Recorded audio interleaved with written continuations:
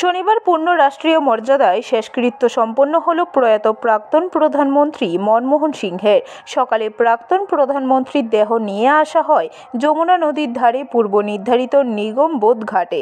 সেখানে পূর্ণ রাষ্ট্রীয় মর্যাদায় শেষ বিদায় জানানো হয় মনমোহন সিংহকে।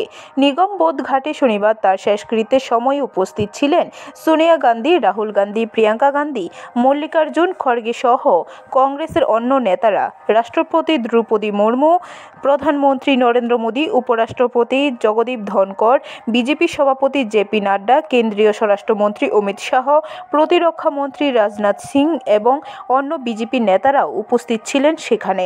তৃণমূল নেতা সুদীপ বন্দ্যোপাধ্যায় এবং মলয় ঘটক সকালে দিল্লিতে কংগ্রেসের সদর দপ্তরে গিয়ে শ্রদ্ধা জানান প্রয়াত প্রাক্তন প্রধানমন্ত্রীকে।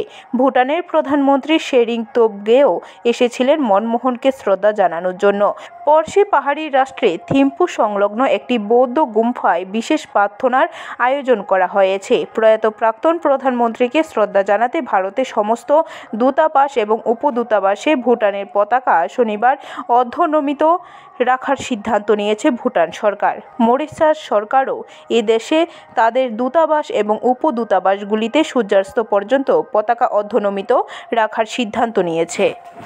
ব্যুরো রিপোর্ট, খবর ত্রিপুরা।